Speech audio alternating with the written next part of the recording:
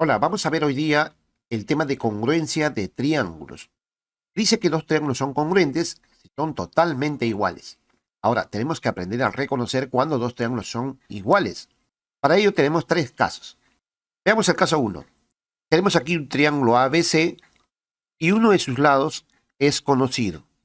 Además, los ángulos que comprenden a ese lado se conocen. Vamos a ponerle aquí alfa entonces y beta acá. Entonces, si existe otro triángulo donde uno de sus lados es el mismo del anterior y además de eso, y está comprendido entre los ángulos alfa y el ángulo beta, entonces podremos decir que son iguales. El caso es ángulo, lado, ángulo. Alfa, culebra, beta, y aquí también mire, alfa, culebra, beta. Si esto ocurre, se deduce que el triángulo ABC es congruente al triángulo PQR.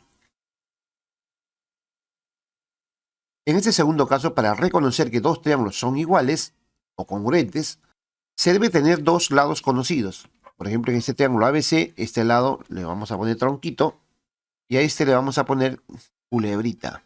Y el ángulo comprendido entre los dos también se conoce. Vamos a ponerle alfa.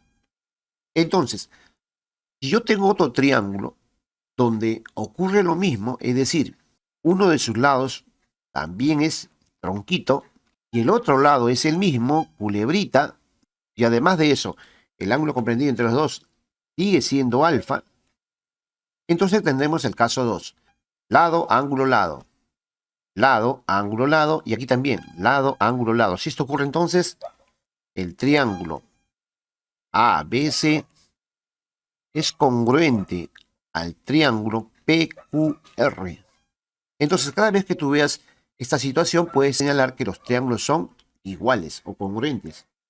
El tercer caso es el más fácil de reconocer, porque los tres lados se repiten. Es decir, si en un triángulo uno de los lados vale culebra y en el otro observas también culebra, y si el segundo lado es tronquito, y en el otro triángulo también observas que ese lado es tronquito, y finalmente el tercer lado es culebra, y en el otro triángulo también observas que es culebra, pues entonces sin dudarlo dirás que esos triángulos son iguales. El caso es lado, lado, lado.